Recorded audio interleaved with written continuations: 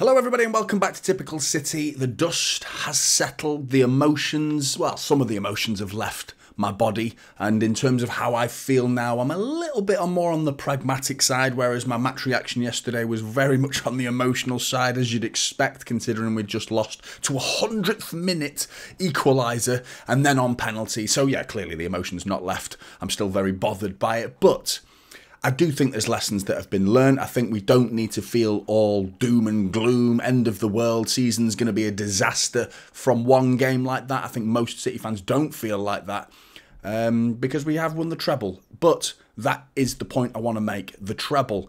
Now, we can live off that to an extent, you know, use the treble of last season as fuel to rebuild in moments like this when the going gets tough. Use the treble as a reminder of what you're capable of. Fuel yourself. Inject some confidence back into those veins to get yourself going again, motivated, and know that one game doesn't define you. One moment doesn't define you. A season defines you. And last season, Arsenal's season, was defined by nothing. Nada.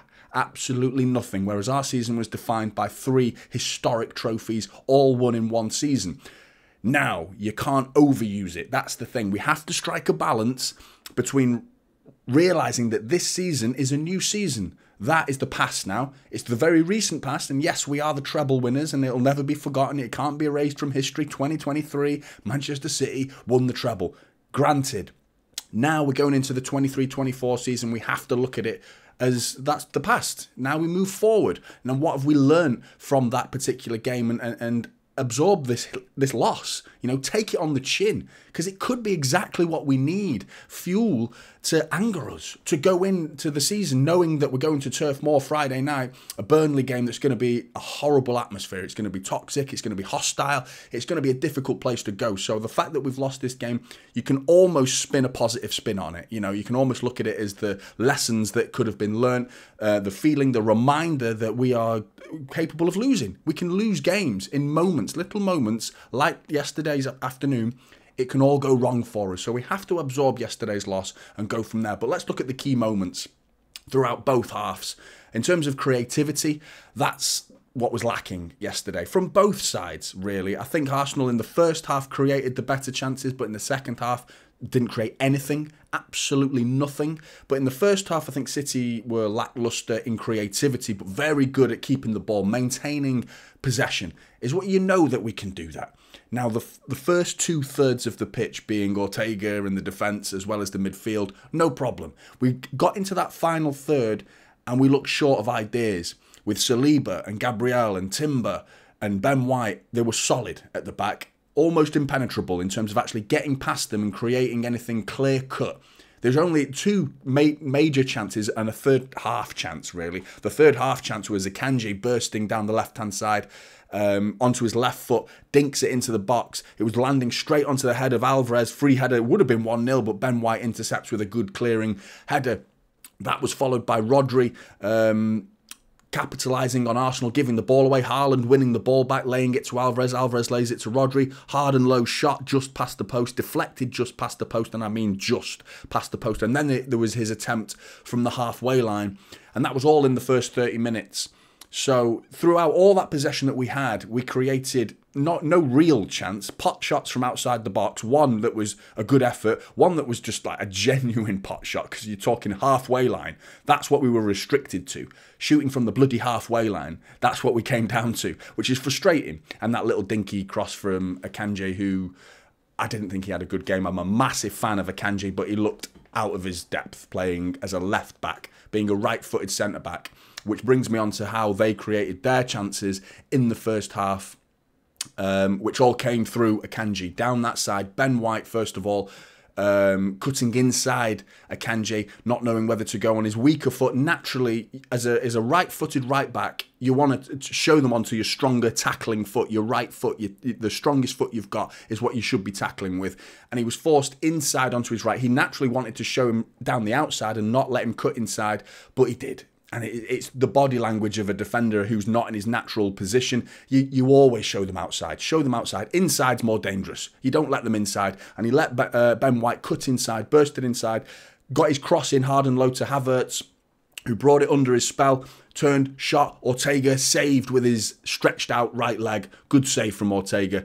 Almost a carbon copy, but instead of Ben White bursting through, he passed it through the inside channel. Again, inside Akanji and Diaz in that channel, and Saka found his way inside the penalty area. He crossed hard and low for a Havertz first time shot, which hits Ortega straight into the chest and cleared. In terms of chances, that was it though, the first half. So not really. I think out of the chances that both sides created, Arsenal definitely created the more clear-cut chances in the first half. But over the whole reflection of the game in terms of who had more of the ball and who had the control of the situation, I think 0-0 at half-time was probably a fair result. Second half, though, was just City. It was all City, really. Arsenal created nothing. I think the first 5-10 minutes was a little bit more 50-50, but then bring on Kevin De Bruyne, Cole Palmer and Phil Foden. And within minutes, those three players literally linked up. Kevin De Bruyne knocking it inside to Phil Foden, who drifted right into the middle of the pitch, found himself on the edge of the area. He, again, keeps the move going, plays it out wide to Cole Palmer, who first time, I don't think it was first time, I think he brought it under his spell, and then whips a shot similar to his goal, but this time it was deflected, blocked by Timber over the bar. Then his goal, which was absolutely sublime, absolutely class. What a finish from Cole Palmer. And we have to echo how strong Cole Palmer has to have mentality capacity to keep trying those things, because I think he often makes mistakes in that position, in that exact position where he scored from. We saw it against Bayern Munich, where Kyle Walker was laid in for a hard and low cross. And we've seen it again yesterday. I actually thought that position, Walker's overlap, after the ball was nodded down by Kevin De Bruyne to back into Cole Palmer's path, who gets himself onto the corner of the edge of the area. You're thinking, right, you can see Walker like a steam train flying down the outside of that outside flank, and then he gets into that position, but he used it as a decoy. Now, the thing is, if that goes over the bar, you're screaming at him, aren't you? You're screaming, you've got to give it Kyle Walker. But he believed in his own ability. And that's what I liked. And I think that's what Pep celebrated. When that ball flies into the top left-hand corner, you go hats off Cole Palmer, don't you? Like, well played. Showing bravery to just have another shot. Because I do think decision-making in those scenarios is a weakness in his game, something that we'll learn over time. And most of the time you pass that to Kyle Walker. But he believed in himself, he set himself up, and he believed in his technical ability, and he whipped it into the top left-hand corner. So you cannot argue with Cole Palmer in that situation, because he buried it. He absolutely buried it, and he did a fantastic job of doing it, exactly like what Mahrez used to do, who was often accused of being selfish and believing in his own ability. And more often than not, it would come up trumps, and we'd get what we want from Riyad Mahrez in terms of there's another goal from Riyad Mahrez or there's another assist. And it's getting that balance right of decision-making from Cole Palmer. And yesterday was a big step up in Cole Palmer's stock value to Manchester City and how he could maybe not fill the role of Mahrez, because I think that's a huge ask. I've maintained it. Who can fill the role of Riyad Mahrez? I mean, there aren't many wingers available in the world right now that could do what Riyad Mahrez can do, so I don't think Cole Palmer can. But you start going down the Doku road and the Elise road, and it's like, they're all in the same age bracket, 19, 20, 21. That age where they're raw, they've got parts of the game to learn. And why Cole Palmer should be beneath Elise, albeit Premier League minutes, doesn't compare. But that's, you put Cole Palmer in Crystal Palace's side, he'll be getting Premier League minutes. Guaranteed. He'll be going toe-to-toe with Elise in terms of who should play in that position. You put Doku, you put him in the same sort of league, don't you? Those players are from that same age bracket and quality. So you question why you're bringing in someone else who's in that league that Cole Palmer's in, only to then send Cole Palmer out on loan. I think if we were to send Cole Palmer out on loan, I think the answer is to bring in a genuine marquee signing, a 25, 26-year-old who's ready-made, the finished product, a player that's guaranteeing you 10 goals, 12 goals, maybe even 15 goals a season from a wing position. A player that can do that, and they don't grow on trees. They are rare, you know, and we've got rid of Riyad Mahrez and we've allowed him to leave, and I don't think that was a mistake. I think we had to. I think the guy wanted to, so fair play. I think we could afford to lose Riyad Mahrez, but now you do need to look at that position, and I think we were struggling a little bit in that position. I think Bernardo Silva was good. He put himself about, and I don't think he had a bad game by any stretch of the imagination. But I think he looked better when he was brought into the middle of the park. I think that's more Bernardo Silva's role. You are restricted playing on the wide side of the pitch when you're in a Pep Guardiola system because you have to stay wide. And that, for me, brings me on to Grealish as well. I think he was poor. I say poor like he did something wrong. He didn't do anything. He didn't do anything wrong. He didn't do anything right. He didn't do anything. That's my point. I would rather have a go at Phil Foden, who I'm frustrated at for missing that chance. But he played really well. Phil Foden played really well. But at the end of the day, we talk about that chance that he had from, 7 yards, 8 yards out. He has to bury that. He has to bury that. But I would much rather talk about Phil Foden missing that chance because at least he got in that position to make himself available to score a goal for City. And being a threat, being a thorn in the side of Arsenal's defence, constantly causing problems. He was a busybody, Foden. He came on, he was live wire. He was linking up play with Kevin De Bruyne, switching it to Cole Palmer at times, or linking up with Bernardo Silva. He was everywhere, Foden, and he got himself a chance, and he has to take it. But all day long, I would rather whinge about Foden missing a chance than talk about Grealish doing nothing. He was anonymous. He has to do more and be more like Phil Foden. Get yourself involved more in the game. Try the audacious once in a while. Try something different. Don't always play it safe. He keeps the ball, and that's what Pep loves. Fine, okay? I understand he's got that side to his game, but every now and again you've got to go against the instructions a little bit and show what you're capable of, because I believe Pep Guardiola is the master of the first 2/3 of the pitch. In terms of being creative and actually having that killer instinct, Pep doesn't have that in his locker to teach because he is a natural-born midfielder, a tactician who can dictate the play. And the play is dictated in the first 2/3 of the pitch, midfield and defence, and how to get out from defence, how to get into midfield, and how to get midfield into attack. Now, when you're in attack, you talk about spontaneity. You talk about doing the audacious, doing something different, doing something creative, which Pep doesn't teach that. You learn that yourself as a player. You know, he won't be sitting there telling Grealish how to finish. He won't be sitting there telling Haaland how to put the ball in the back of the net. No, Pep, that's a waste of time to Pep Guardiola. He'll be teaching his team how to get it to Haaland so he can do his stuff. Now, Grealish is part of the first 2/3. He is part of the build-up play, and getting into that final third is Grealish's job. Now, when he gets there, sometimes, take your man on. Try and beat him. Go for speed. Try and get to the byline and get a cross in. Do something different. And that was what was bothering me about Grealish. Now, we saw Grealish trying different things. We saw him with his first-time finish at the Emirates last season after Gundogan laid it off to Grealish. First-time finish past Ramsdale. That is something you want to see. Grealish coming inside a little bit and trying a first-time shot. Something different. Even if he cuts inside and goes on his right foot, try and whip it in or something like that. It was always, every time, was keep the ball and play it back to Rodri. Play it back to Stones. Play it back to Kovacic. It was never doing something different with it. And that's what you want to see from Grealish, and I think he was a big disappointment from the first half in particular yesterday, and I think a lot of our creativity could have come through him. And I'm talking about the fact that Akanji overlapped him as a left side of the defence, coming down and overlapping him, getting to the byline and crossing him. Akanji's bloody doing it, Grealish. You should be doing that, mate. Grealish has to do what Akanji showed him to do in the first half and getting that crossing. And we need to see more of that from Grealish, and we know he can do it. That's the point. We know he can do it because he did it in the second half of last season, so we need to see more of that from Grealish. But as for Foden, I'm the only thing I'm disappointed about was that finish. I'm just gutted that he didn't put that in the back of the net because that is game over at that point. And yeah, 2-0, dead, buried, game over, City win, Community Shield. But in terms of how Foden played, brilliant. I thought he came on and he changed the game alongside Kevin De Bruyne. Now, Alvarez is frustrating me at the minute because I think he must be frustrated as well.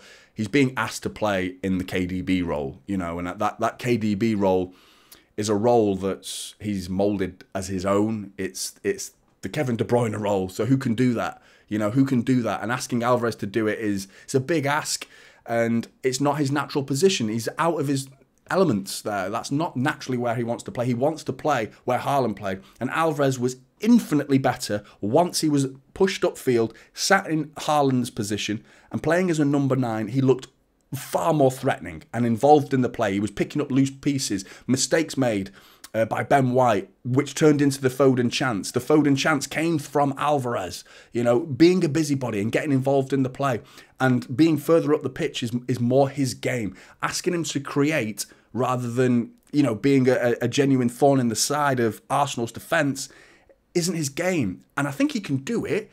It's just we have to compare him to Kevin De Bruyne because Kevin De Bruyne is the reason that we create so many chances, and Alvarez is the reason that Kevin De Bruyne is on the bench, because that's why he was in that position. He was playing ahead of him. Now, obviously, it was injury and minutes and slowly bedding Kevin De Bruyne in, but going into the season, now we look at it as Kevin De Bruyne is going to be playing most games and we'll feel better for that. City fans will look at that and go, good, Kevin De Bruyne is on the pitch. And when he's not on the pitch, with a guy who's like 32, picking up injuries more frequently, it's becoming a growing concern that Kevin De Bruyne might not be able to play as frequently as we want him to, and therefore Alvarez has to step in. Are you going to ask Foden to play? I'd rather play Foden, in truth. I would rather play Foden in that position because he can create more. Even Kovacic, I'd rather see Kovacic play in that position, which brings me on to Kovacic, because Kovacic was brilliant. I thought he was really good. Again, nothing out of the ordinary, but he's not in the position yesterday. He was an out-and-out number 8, a box-to-box midfielder who's connecting the defence to the midfield and the midfield to the attack, and he did a fantastic job of that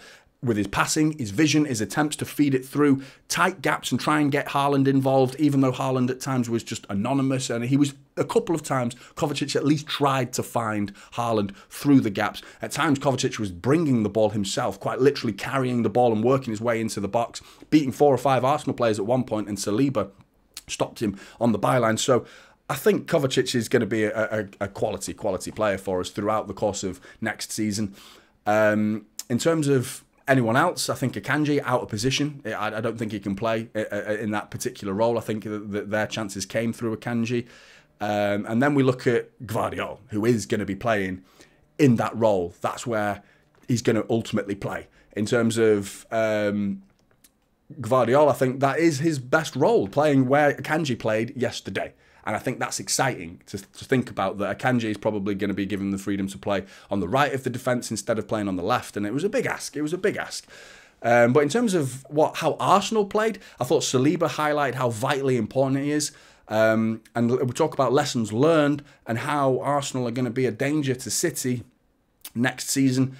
There was nothing that stood out to me that really, really bothered me and thought, oh, well, you know, this is going to be even harder to retain our Premier League title for 4 seasons in a row. There was nothing that stood out from Arsenal yesterday that made me go, oh shit, this is going to be tough. This is going to be a tough season. I think Jorian Timber was their highlight signing. I think out of the 3 signings, you talk about Timber, because I think he is the one that was solid, really good on the ball, carried it really well, was very difficult to get past. Bernardo Silva struggled. A lot of the shots that were blocked by Timber. I thought he was fantastic. I thought Saliba was really good, as always. I think he is vitally important to Arsenal. They lose him and they are going to struggle. I think defensively they will be leaking goals left, right and centre without Saliba. And then you talk about Declan Rice. I still think he's going to grow to become a good player for Arsenal, but he was anonymous yesterday. I thought Rodri highlighted how much of a better defensive midfielder, or even carrying the ball, because Rodri even got himself in a chance in the second half from a corner, from a near-post corner from Kevin De Bruyne, near-post diving header, Ramsdale saved it. So I think there isn't that much to worry about from Arsenal. I think they're celebrating now as they would do, because they've let a lot of frustration out from the game. From last season in particular, and feeling how close they got to a Premier League title, to be pipped to the title. And they weren't even pipped, they were quite comfortably beaten in the end, to the point where we could lose games. We could lose to Brentford and draw to Brighton at the end of the season, and they still finished 4 points behind us. So I can get their frustration. And then you've got comments from Ramsdale, which highlights the mental capacity of Arsenal. And he's gone on to say, it's a marker to know we can go and beat Manchester City in a big game when it matters. Not sure how big a game it actually was. I mean, when it mattered, yeah, I take it seriously enough, absolutely. But over the course of the season, come the end of the season, are we going to be talking about this game? Did we talk about the Liverpool game? The only time we talk about Liverpool beating us in the Community Shield was how Haaland missed a chance, a sitter, and people went on to eat their words. So they need to be careful in what they say. The next point he goes on to make is, I'm not sure what it will be like going through the season. But we now have that mental block gone. We're ready to push on all season long. Now, to me, that highlights the mental block isn't gone. You've already said it in your quote. He said, I'm not sure what it'll be like going through the season. You let it slip, mate. You let it slip. You let it out. Let the cat out of the bag there, didn't he? By suggesting that he's not sure about the season, but that mental block's gone. Well, is the mental block gone, or are you not sure about the season? Do you know what I mean? That's him letting it slip. That was him trying to state in his press conference to send a message to City that, oh, we're over that. We're not scared of you anymore. First of all, it didn't beat us in 100 minutes. It took 100 plus minutes to actually equalise, and he still didn't win the game in that time. That was an equaliser, you know. And then how many Premier League games are going to go to penalties? None. So you can forget that happening again. So you get a point off us. You need to be beating us. You want to win the league, you need to beat us. You can't beat us, and you haven't beaten us. You beat us on penalties. In a game where penalties is applicable. They're not applicable in the Premier League, where it really matters. You want to talk about games when it matters? The Premier League is when it matters, when it really matters. And to say that I'm not sure what it would be like going through the season, I think that indicates that there is still a little thought in the back of his mind that, I'm not sure about the Premier League, because we saw what they did after last season's loss in the Community Shield. They went on to win the treble. So in terms of lessons that have been learnt, I think Kovacic is going to be a huge player for City. I think Kevin De Bruyne's importance was highlighted yesterday, worryingly so. It's a worrying prospect to know how important he is and the alternatives that we have instead of Kevin De Bruyne.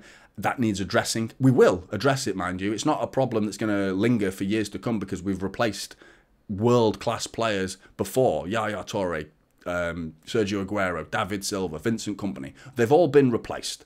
Not to the forgettable point, we still honour them as the players that they were, but in terms of like moving on from players like Kevin De Bruyne, we will have a contingency plan in place to mop up behind Kevin De Bruyne and create good chances to the same level that Kevin De Bruyne was. I still think there's players out there that we could get like Kevin De Bruyne, and knowing City, they will do it. So I wouldn't worry too much about that. Just for this upcoming season is the worry in how we create chances without Kevin De Bruyne on the pitch. Gvardiol, we haven't learned anything from that, but one thing I have learned is Akanji is definitely weakened if you play him on the left. I think his versatility is fantastic, but playing him on the left was clearly harming his game. He was very unnatural, showed that he always wanted to be on his right foot, so I think that's a no-no for the future now. I think Gvardiol or Ake have all got to play there. I mean, even if we keep Laporte, very unlikely that we're going to keep Laporte than him as well. Anyone, really. Rico Lewis, I'd rather play Rico Lewis there because I think he naturally can play in that full. He's more two-footed than Akanji. But ultimately, the lessons that have been learnt is that I don't think there's anything to worry about. I don't think there's anything to genuinely worry about. I think it's more frustration. I think now the frustration is having to listen to Arsenal fans go on about it, because I guarantee you, if City had won yesterday, it would have been a day of celebration. We're going to hear about this till Christmas now. Arsenal are going to go on about this like they've won something serious. It's going to be a major achievement to them, because it's like, you know, it's like when COVID hit, everyone was like sick of it, and it's been such a long time, and eventually you come out and you start celebrating things like going in a car. Oh, I'm allowed in a car ride. Oh, look at me, I'm in a shop. Oh, look at this. Oh, you celebrate the little things, don't you? It's like when you're allowed back out now. COVID, like, the block was stopped, everyone was allowed out, and that's it. Same for Arsenal. They've won something, finally. They've done something that's actually half decent, and I say half decent and stress the half, because it isn't fully decent. It's not a Premier League, it's not a Champions League, and it's not an FA Cup. You know what I mean? They finished second last season, so they're lucky to even be here. But at the end of the day, they've won something, and let the babies have their bottles. I think that's as far as it has to go. But we know that next season we're going to go into the season and be strong as ever, and the mental capacity that we've got to use this loss as fuel is something that may bode well for us. But Blues, I really want to hear your thoughts. What lessons have you learnt from yesterday's game? Are you worried? Do you feel confident, or do you feel somewhere in between? Get in the comments below. I'd love to hear your thoughts. Like and subscribe. Typical City is the channel, and I'll see you in the next one. This is Typical City now, holding up silver.